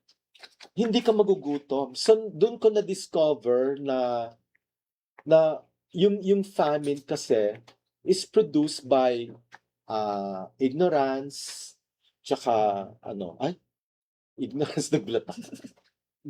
Miseducation, tapos yung nagkakaroon ng hierarchy yung pagkain. So buwagin natin yung hierarchy yung pagkain. Dagdag ko lang, isang minuto lang, pa-zoom sa mukha ko, hindi joke lang. Since about sa pagsusulat ito, na malaki din ng factor kung bakit nakapag-contribute yung iba't ibang manunulat sa ganung pananaw. That's true because I've seen how may food din, how we exoticize food, di ba? Magbabasa mo sa isang sulat na this is a poor man's drink. Tuba, a poor man's food, yung Ayan. mga certain gulay. Oo. So dahil may grabe. nagsulat, kaya nga sabi ko nga, importante na ang isang manunulat, aware dapat siya sa surrounding niya at sa political aspect, di ba? Oo. Mga scriptwriters sa pag magta-transcend siya sa isang very exoticized na isang show, di ba? So maging responsable din tayo how we write about food, Totoo. di ba? Di ba, bagoong is poor man's caviar. Parang, Puro poor man's. puro poor man's. Alisin na natin yon kasi hindi tayo mahirap. Yeah. At saka ang end goal ay i-empower yung Empower community, natin. i-recognize yung pagkain, i-celebrate tong mga pagkain na to at yung culture nila. Ayun, dahil kaunti na lang yung oras natin at hindi pwedeng hindi ko ito itanong. Wow. Most controversial question. Ano ang una niyong ginigisa? Ayan. Ano yung una yung ginigisa? Bawang o Kayo, Sibuyas. depende. Hindi po. Ako sibuyas kasi ewan ko lang, sibuyas lang inano. Kasi parang bilis yung bawang masunog. Oo. Sibuyas. Kayo po. ako pag Filipino food, bawang, sibuyas, kamatis. Pag French or Italian, Wow, ay nuances. pag French or Italian, sibuyas, bawang, kamatis. Pag sofrito, pag Mexican, kamatis, sibuyas, bawang. Wow. Pag Croatian, di ba, Mediterranean. Depende Yun. pala no Depende yon sa kultura.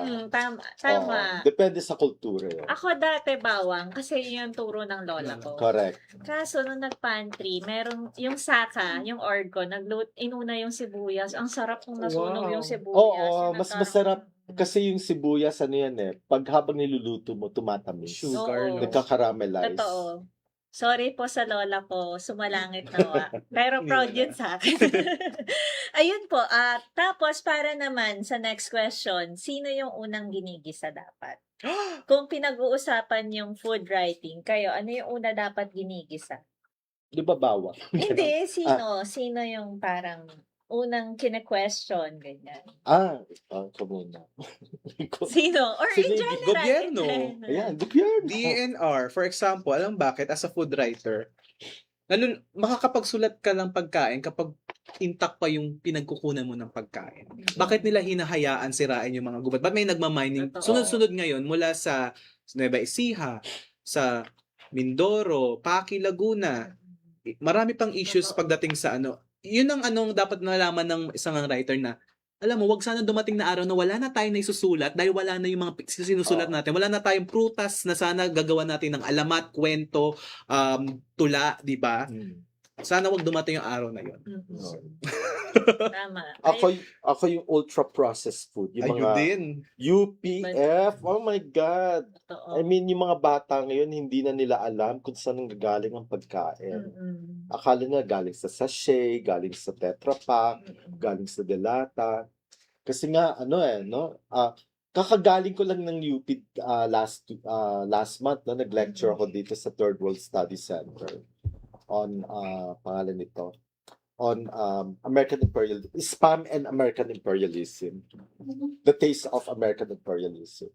So yun, no, na dapat na temporary, lang siya, solution for hunger ng World War II. Emergency ration. Tapos naging, bahagi na ng makinaryang, kapitalismo na, Correct. na tinamad na yung tao magsaka or tinamad na yung mga taong pumunta ng palengke or makipaghalubilo sa mga magsasaka or sa yung naputol yung yung ating connection sa pagkain. Totoo.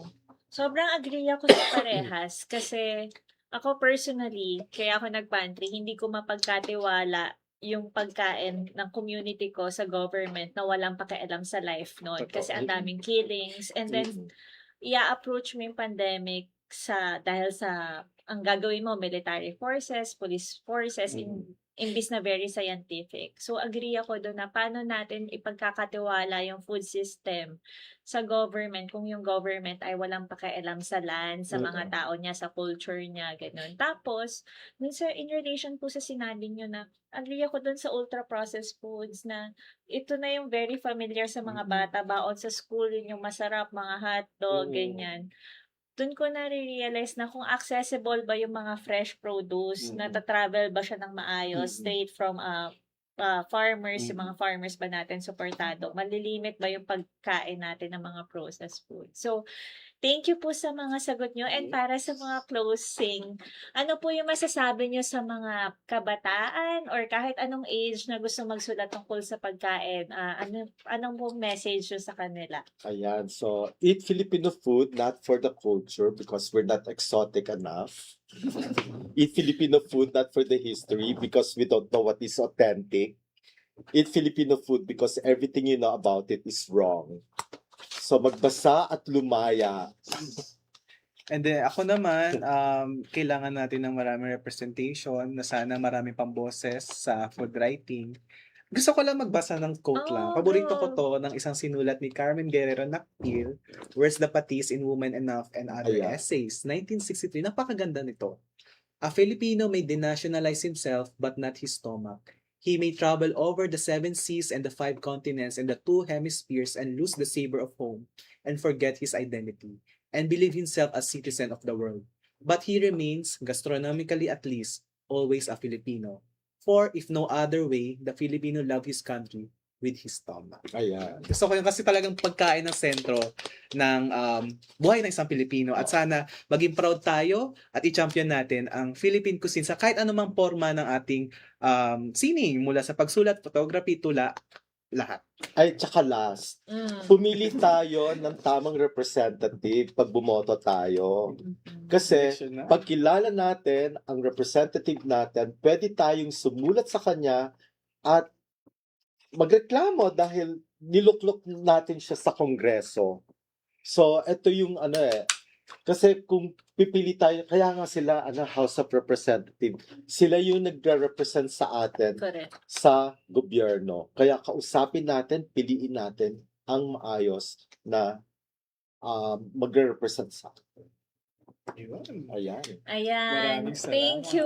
Ang ganda ng mga message. Ako naman po, siguro ang message ko ay mahalaga pakinggan natin yung mga chan natin, yung sikmura natin. And Ayan. wini-wish po namin lahat na lahat tayo may access sa maayos na pagkain, mabubusog tayo. And kung busog tayo, subukan natin pakinggan din yung chan ng iba. Ayan. And always share your food. Mas masarap kumain pagka may ka-share tayo. Ayun po, para naman po sa ating promotion, laging antabayanan ang annual calls for submission ng Likhaan UP-ICW, Likhaan Journal, leading peer-reviewed literary journal sa Pilipinas, Philippine Writer Series, Booklet Projects, Philippine Translation Series, Panitikan PH Features, Panayam at Ganap Series of literary forums and performances. Maraming salamat po sa inyong lahat at sana po nabusog kayo or sana nagutom din kayo katulad po namin. Maraming salamat po at kita-kita po tayo sa susunod na episode. Bye po!